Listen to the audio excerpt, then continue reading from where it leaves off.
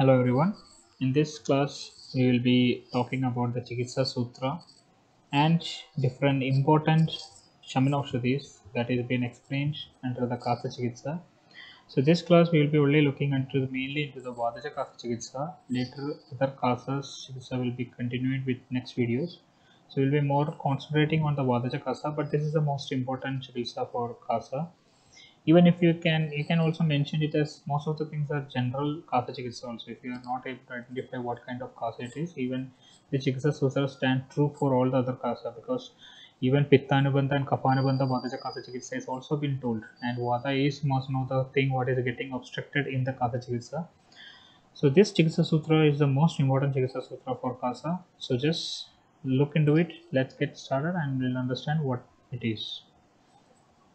So the Vadajakasa Chikitsa Sutra is being explained in Charaka Samhita Chikitsa Sthana 18th chapter, where they says that Rukshasya Anilajam Kaso Ado Snehe Upachare Sarpibir Bastibir Peya Yusha Chira Rasadibihi Vadakna Siddher Snehe स्नेहाधेर धूमेर लेहश्च युक्तितः अभ्यंग परिषेकश्च स्निग्धेर स्वेदेश्च बुद्धिमान. So this explains how we have to start with our treatment, how we have to look into different aspect of the treatment. They say that if the rukshata is increased because of excessive vada produced in it, first thing you have to do the counteract treatment for this rukshata. So naturally it will be snehana. You have to give the snehana therapy as a starting because of excessive rukshata present in it. And when the snehana therapy is being given, it should be given with vatahara ahara viharas or vatanashaka prayogas. And how vatanashaka prayogas need to be given? It should be given in the form of ghrutapana. It can be given in the form of basti.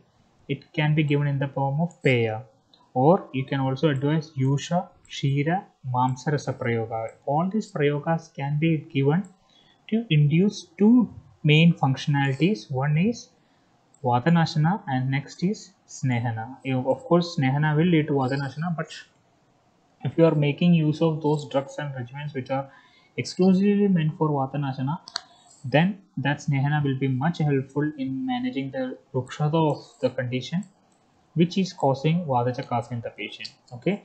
Along with that, you can also advise Abhyanga, Parisheka, and Snigdha Sweda followed by this. For it helps in the Vilayana of Kapha, what is been happened. So this Prayoga also need to be done followed by Snehana Karma. And after that, the main karma comes. This all this comes as the Pura Karma for treatment, but this plays a very important role in the management of Vadajakasa. The Pradhana Karma, what you can apply over here is that you can go for Basti Prayoga if Purisha Vayu Avarodha is there. Or if Purisha Vayu Avarodha happens after all the above said procedures, then advise Basti Karma to the patient. Or else go for Gridapana if the Mala get dry, Apana Vayu moves downwards. There is Avarodha is not that much, but Rukshada in Mala is there still persistent, then go for Ghrutapana as the main karma. Or if the above said symptoms are present along with Kaphanubandha, then go for Snigdha Virechana. If the above said conditions are present, not these conditions, only these conditions are present along with Pitta Anubandha or Pittaja Lakshana has been present over there, go for Snigdha Virechana. So this makes how judiciously you have to select different treatments followed by the Purva Karmas. So this is the Pradhana Karmas of Vadaja Kasa Chikitsa. First you have to go for Snehana and followed by Swedana by Abhyanga Parishega or Snigdha Swedana.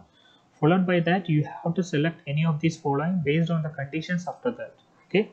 The patients complains about Purisha Varudha or Vayu Avirodha, or total obstruction of Vayu and Purusha is there, don't look for anything, just go for Basti Prayoga.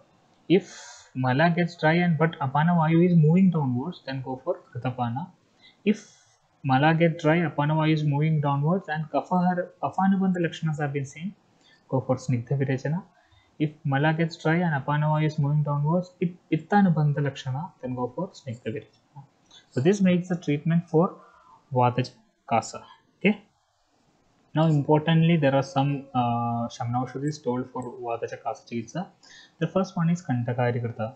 So the ingredients and the preparation is very important in this case. So what you have to do is that 30 palas of Kandagari need to be taken along with Guduchi Kashaya, each to be boiled with Krida to prepare one prastha of what do you say, Ghrita. So 30 palas of Kandagari, Guduchi Kashaya, each, I don't know why it's written it, is to be boiled with Ghrita to prepare one prastha of Ghrita. So only two things are there, Kandagari and Guduchi Kashaya. And this particular Krita is beneficial exclusively for Vata Kasa. You can give this in Kasa Chikitsa, but this is exclusively for Vata Kasa. And it promotes the power of digestion also, improves the power of digestion also. Remember, Kandakari Krita is exclusive preparation for Vata Kasa. Next is Pippalya Krita. So how Pippalya Krita to be prepared? You have to take one prastha of Krita, which is being processed by adding one adaka of Dashamula Kvata and the paste of one kola of Pippali Mula, Chavya, Chitra, Nagara, Dhanyaka, Patha, Vacha, Rasna, Yeshtimadu, Shara and Hingu.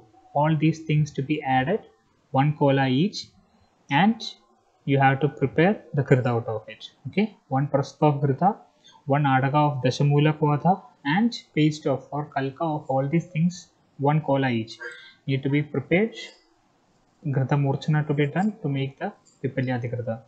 So intake of one pala of this Grita along with Peya, Mandha is beneficial in Shwasa, Kasa, Hridroga, Parsha, Shula, Grahani and Kulma. So these are the Falasrutis. It is beneficial in Shwasa, so beneficial in Kasa, in all type of Kasa. It is beneficial in Hridroga, Parsha, Shula, Grahani and Gulma. So Pipalyad Grita is another important Grita which is multiple Falasruti is there. Please look into the ingredients of it. Third important Grita what is to be told is Trayushnadi Grita.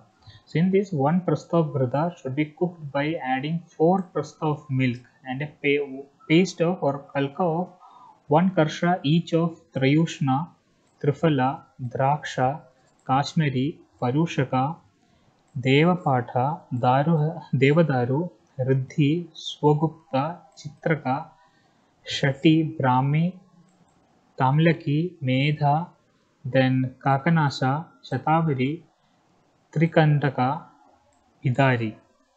All these need to be prepared and Gata Murchana to be done to prepare the Gata.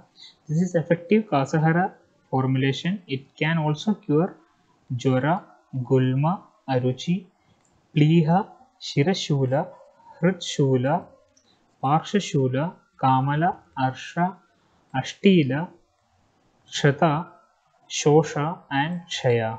So this is another important Grita which is called Ayushnadi Grita. Next one is Chitrakati Lehya. This is also very important thing. Half tula of Nidhi Gantika Kvata, Kalka of 1 Karsha each of Chitraka, Priya, Pipali Mula, Vyosha, Hingu, Duralabha, Shati, Pushkara Mula, Shreyasi, Surasa, Vacha, Bharangi, Chinnaruha, Rasna, Shringi, Draksha should be added. To this 20 palas of Matsya Tantika and 1 kudava of Grita should be added and cooked. Thereafter, when it becomes cool, 1 kudava of each of Madhu, Pippali powder, 4 palas of powder of Tugachiri should be added. And this is used in curing of Kasa, Hridroga, Shwasa and Gulma. Okay, next is Chitrakadigrita. And this is one of the most important one, Agastya Haritaki. The preparation is very important over here. 2 pala each of Dashamula, Swami Gupta, Shanga Pushpi, Shati, Bala, Hasti Pippali, Apamarga, Pippali Mula, Chitraga, Bharangi, Pushkara Mula should be added with 1 adaka of water. These drugs should be cooked till the grains of yava become very soft. Till that time it should be cooked. To that 100 abhaya should be added with the above kashaya. 1 tula of Buddha, 1 kudava of Krita, Taila and powder of Pippili should be added. This is cooked after attaining the coldness. 1 kudava of Makshika is to be added. Intake of 2 Haritaki along with Lehya daily is considered as Rasayana in nature. So Agastya Haritaki is also considered as a Rasayana Dravya.